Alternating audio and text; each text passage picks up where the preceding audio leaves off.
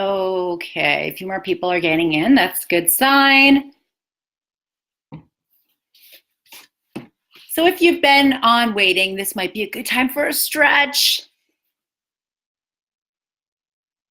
Okay, it looks like we are good to go. Okay, so I think take 4 maybe. Thank you everyone for being here. Thank you for your patience, and we are rolling. Welcome, welcome, welcome, welcome. We're here to celebrate fashion and sustainability, and alas, the stars have aligned, and we've got slides and we've got sound as far as I know. I'm Laura Madden. If you don't know me, I'm a sustainable fashion advocate and an influencer. I'm a model and a stylist. The main reason that I'm here today sharing this content with you is my affiliation with 2 very important organizations that are raising awareness of sustainable fashion and using fashion for good, which I'll share just a little bit about. I'm a global ambassador for Remake. Remake is an organization that is based in San Francisco, and they're focused on creating a conscious consumer movement and sharing resources such as shopping guides and educational films, among many other things which you can find on their website. Highly recommend checking them out. And I'm a global ambassador for Remake, so part of my work with them is sharing their message, sharing their content to help people learn to shop more sustainably, to buy fewer, better things, and to focus on buying from brands that are doing fashion well, that are committed to people and the planet.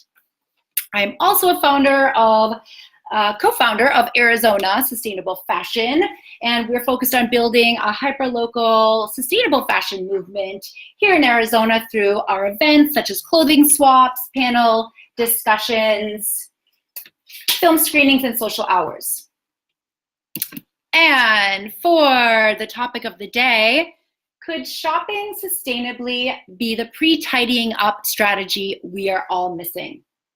If you're anything like me, you love fashion and you care a lot about the planet. Fashion and the environment are intimately related, yet unfortunately, fashion and sustainability are not exactly cohesive. Every year, as the demand for cheaper and faster fashion increases, the resources fashion demands from the planet grow even more scarce. There is a finite amount of resources available. When they are gone, they are gone.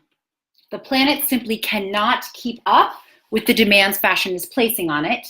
The resources will at some point run out if we keep on producing fashion at the same rate we are doing today. Okay, there's a lot that the fashion industry does not want you to know about, in case you haven't heard. And I won't overwhelm you with the numbers today because honestly, the numbers and the statistics are not good. The amount of resources being wasted across the board are far too high, and they need to change. The good news is that we can change them. About 4 years or so ago, I watched a documentary called The True Cost. And in watching this documentary, I learned about the human and environmental injustices in the fashion industry. And I learned that they are really, really huge.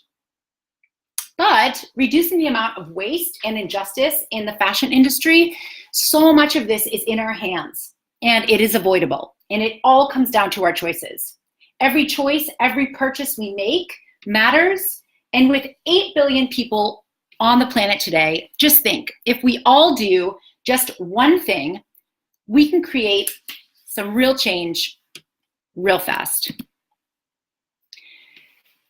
2,720 liters. This is the amount of water that it takes to make just one t-shirt. 2,720 liters is also the amount of water that the average human drinks in about 3 years. I'll give you just one more statistic. I know I said I wasn't gonna overwhelm you with numbers, but one more that I find is so shocking, and I don't think a lot of people consider when they're out shopping, is denim. Huge, huge drain on our water resources. It takes about 2,900 gallons, 2,900 gallons of water to make one pair of jeans. And with about 8 billion people on the planet, I think a good amount of us own at least one pair. So that's a huge amount of water. So I invite you to consider this next time you buy another t-shirt or a pair of jeans. Could you find it secondhand? Could you source it from an ethical or sustainably focused brand?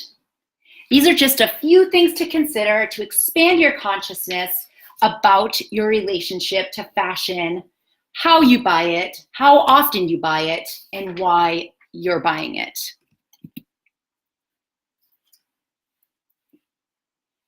Waste. The majority of clothing waste either ends up in landfills or is incinerated. It's burnt. Every year, about 13 million tons of clothing are being sent to landfills, and that's in the US alone. That's the equivalent of a football field filled 14 feet deep with clothes. It's a lot. Globally, less than 20% of clothing produced is reused or recycled, which means there's 80% of that clothing being trashed. Textile waste is creating a huge burden on the planet. Most clothes are going to sit in landfills for decades. Synthetic garments, they can take up to 200 years before they start breaking down due to all the plastics and petroleum they contain. Yes, fashion may be a love affair that so many of us share here, but with fashion still being one of the largest polluters of the planet, we are at a crucial stage of needing to rewrite our relationship to fashion and how we consume it. Once again, Americans dispose of about 13 million tons of textiles every year. And this leads me to the question, why are we purchasing so much stuff just to be discarded as trash? So much stuff that we don't even want or need. How can we prevent this amount of resources from being wasted? If the fashion industry's ethical and environmental strains are not cause enough to seek more sustainable fashion options, maybe the fact that we are drowning in excess stuff will be. I don't know. It's not exactly breaking news that our society as a whole is kind of like suffocating from our overconsumption, our overbuying. We just have way too much stuff. It's no wonder the Marie Kondo method of tidying up has risen to epic success around the world. Her method may bring a much needed solution to recovering from excess shopping and buying. And I'll be honest, I love it too. I love the thought of it. But the thing is, it doesn't fix the root cause. We are still buying way too much stuff. Yes, clutter's unhealthy, and honestly, I feel that I've experienced this. Clutter can make you crazy. And something like clothing clutter, closet clutter can actually create mental clutter. I swear I've experienced it.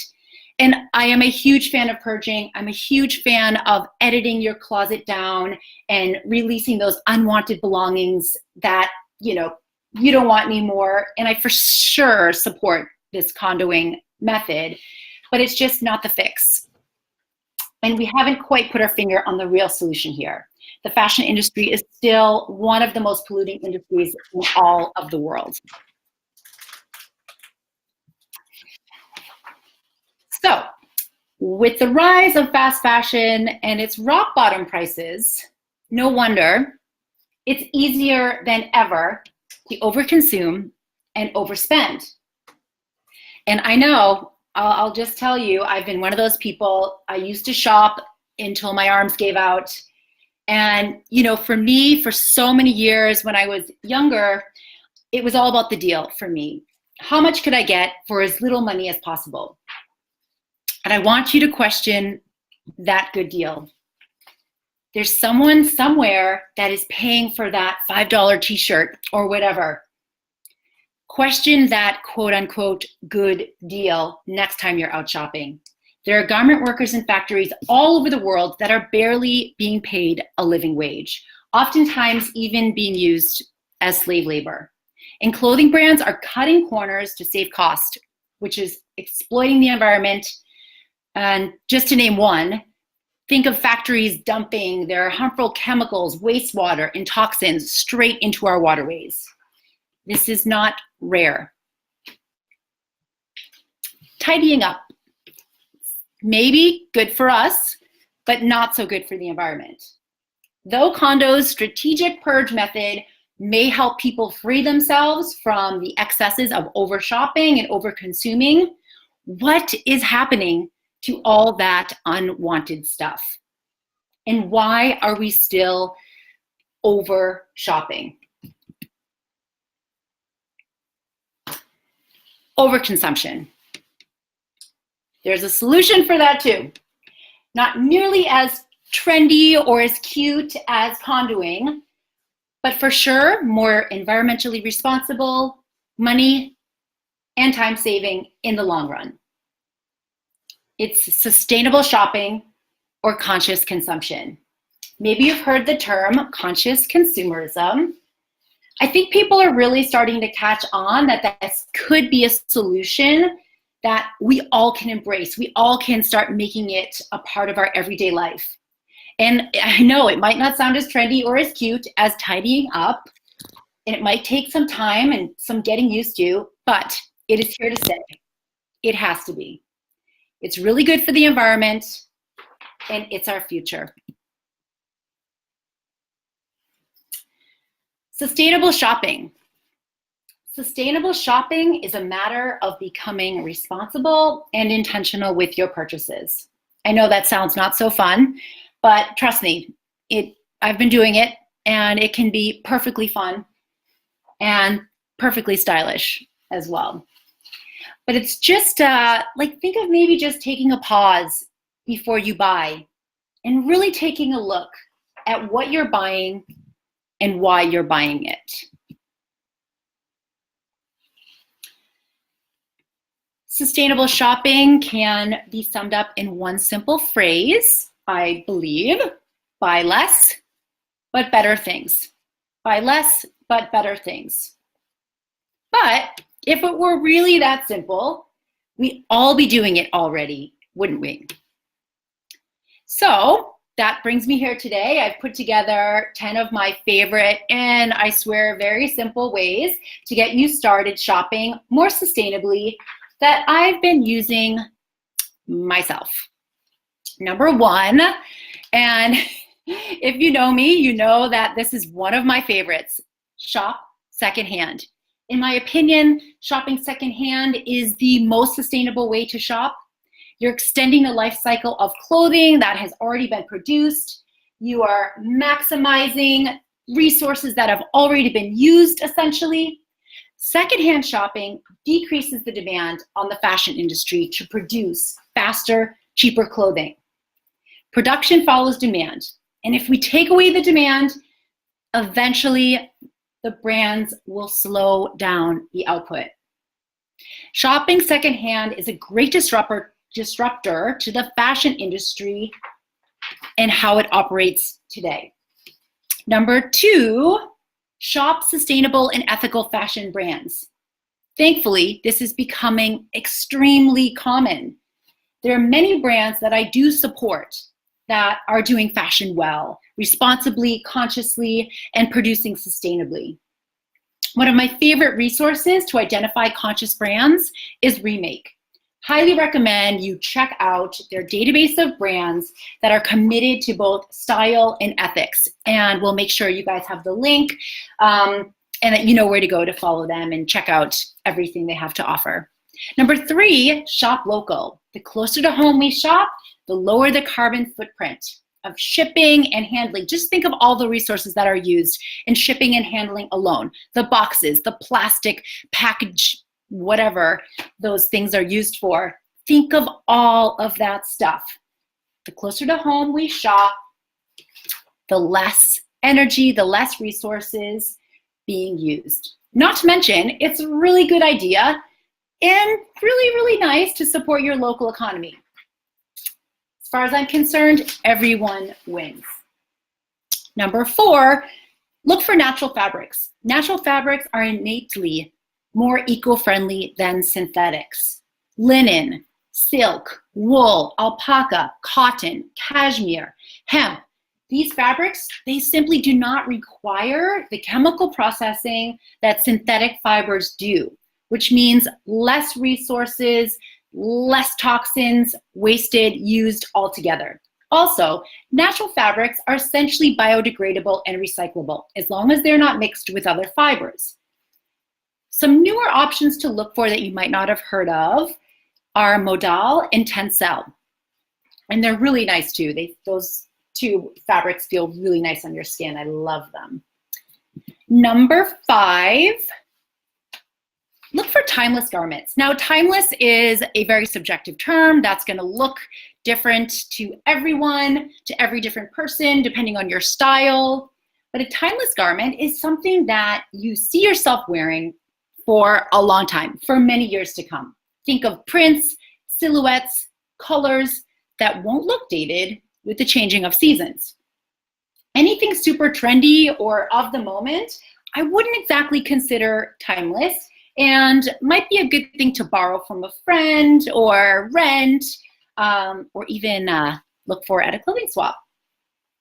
So think of what you really love. Think of what works for you and stick to that. Number 6, multitaskers. This is one of my favorite things. Think of these items that work overtime for you. The more you can wear them, the more you will wear them. Mine are like black jeans, black blazers, a white button-up, a chambray button-up, things like that. You can wear them in so many different ways. You can mix and match them. They're like your style hero pieces.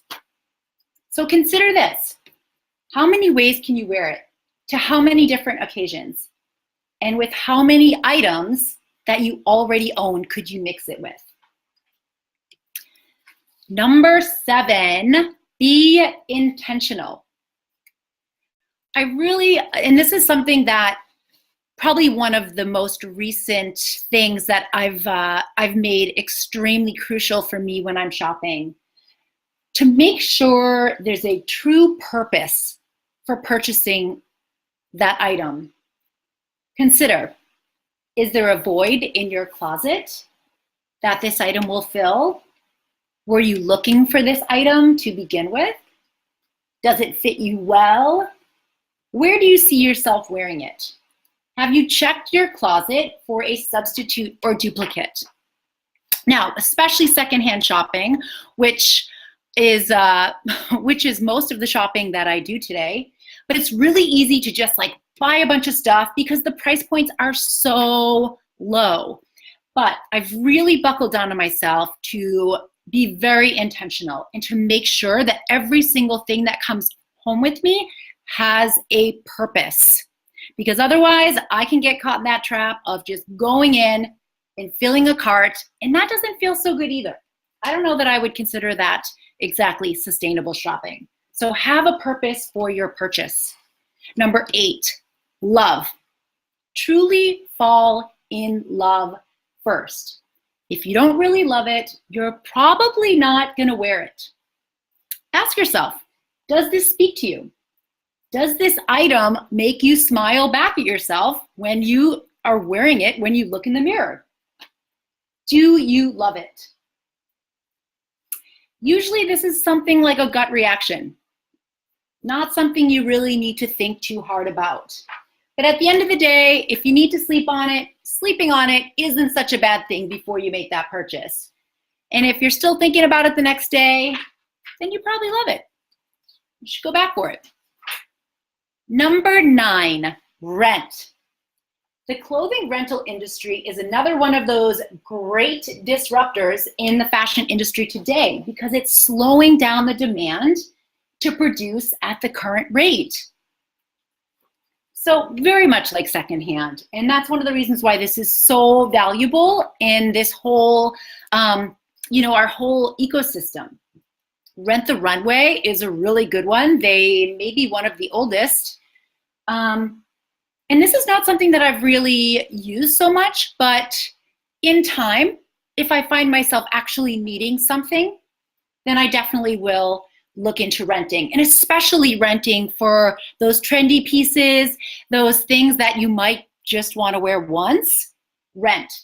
Another good one is Armarium, really, really cool, and you can check them out online. Another one is La Tote. But honestly, there's so many to choose from that are popping up today. They're gonna help you save money and help you save space in your closet. Number 10, last but not least, have an end game for your purchase. What's gonna happen to it when you're done with it? Most consumers are thinking that donating or throwing away their clothing when they're done with it are the only options. But like I mentioned earlier with this whole condoing trend, donation centers are overwhelmed with excess stuff. They cannot keep up with the amount of stuff that's moving through their doors. So a lot of it is ending up in landfill, sadly. Also, another thing to consider, I know it feels really good to drop off a big donation bag at, a charity shop or Goodwill, but donated clothing has a much higher chance of ending up in a landfill simply because organizations are so overwhelmed with donations and excessive stuff. And for this reason, I'm a huge fan of reselling your clothing. Selling or consigning clothing gives the garment a much higher chance of actually being rehomed in another person's closet and getting a second, a third, or even a fourth life. So it's something that you might want to think about, and something that I've really started focusing on when I'm shopping is focusing on better brands. And ask yourself, is this garment, is this a brand, or is this something that could be desirable to consignment stores? Or would it be desirable to other people? Could you sell it on Poshmark or somewhere else? So just start considering these things. Is it well constructed? Is it desirable enough to resell it when you're done with it? And if you can't resell it, what else could you do with it? Could you swap it? Could you share it with a friend? Could you gift it, recycle it, upcycle it? There are options, and I really want to help expand your consciousness to just start thinking of these things. What else can you do? Let me see here. We're going to skip that. What else can you do? There's a lot that we can do as consumers to influence how brands and factories operate. We can start by educating ourselves and staying curious. Ask questions. Every choice matters, and every purchase is a vote for more of what you want to see in the world. Read labels. Know what your clothes are made of and how those materials are impacting the environment.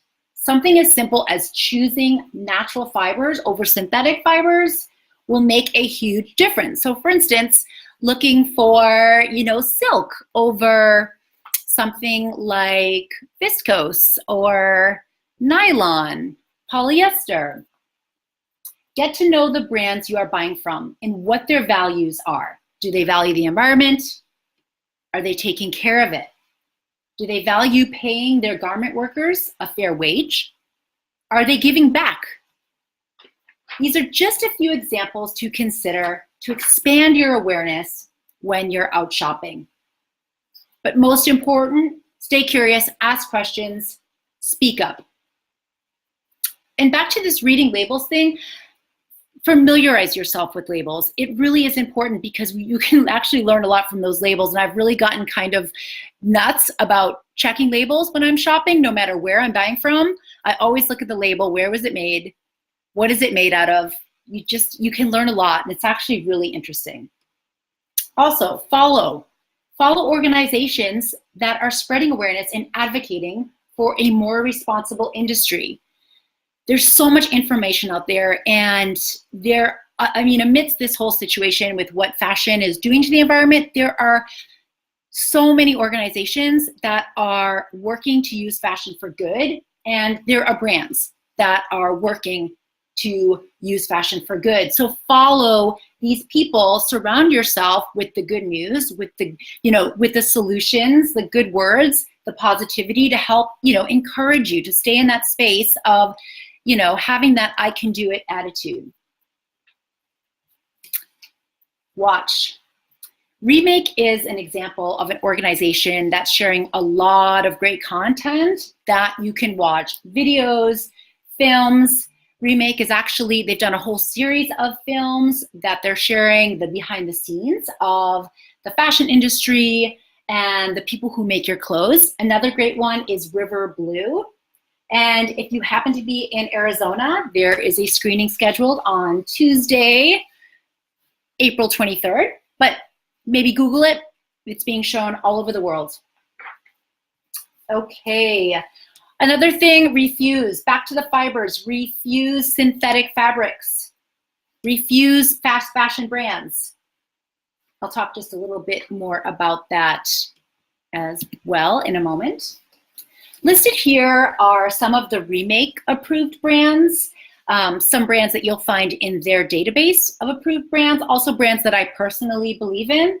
And these brands, I'll be honest, they might not exactly carry the same price tag that a lot of the fast fashion brands do, but I think it's worth it to pay a little extra for clothes that are doing good in the world, doing good for the people who make the clothes, doing good for the environment, and brands that are creating more good than harm in the world.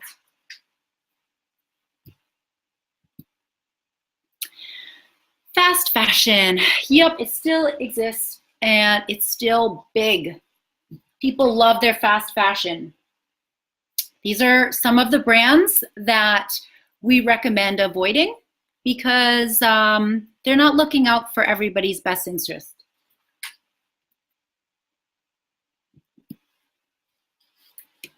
Know thyself. At the end of the day, sustainable shopping depends on us knowing ourselves, knowing our true style, knowing our needs, and actually slowing down.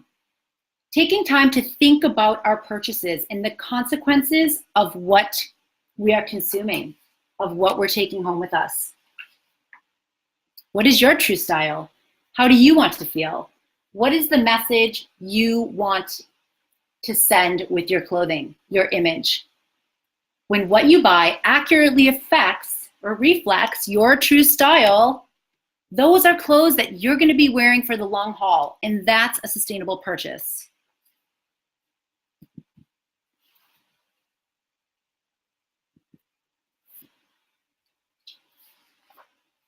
At the end of the day, it comes down to us, and together we can make a difference. So please spread the word, share this content with people you know. You can follow me on Instagram at I am Laura Madden.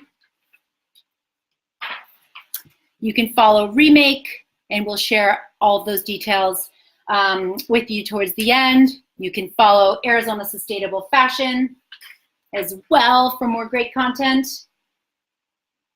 But please, I encourage you to reach out to me, ask questions if I shared something that doesn't make sense to you. I don't have all the answers. I'll be honest about that.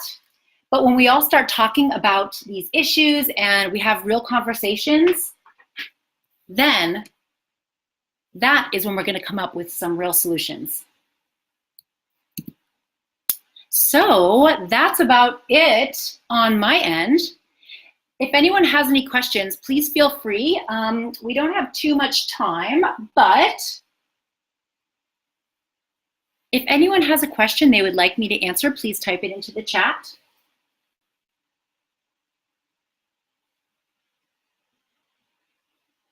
Speak now or forever. Okay, Claudia, thank you. Can you repost the fast fashion brands? I sure will.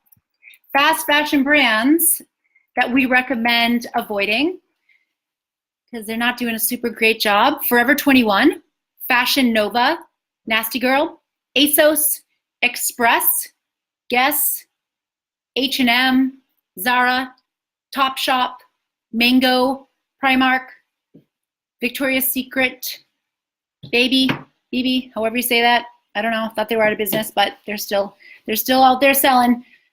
American Apparel and Urban Outfitters.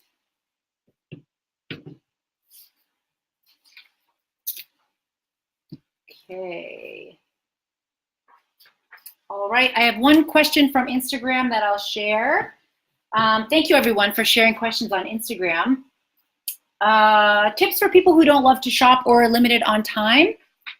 That is a great opportunity to hire a stylist. That is a great opportunity to hire a stylist. You can DM me anytime if you want advice. I love to share and answer those questions.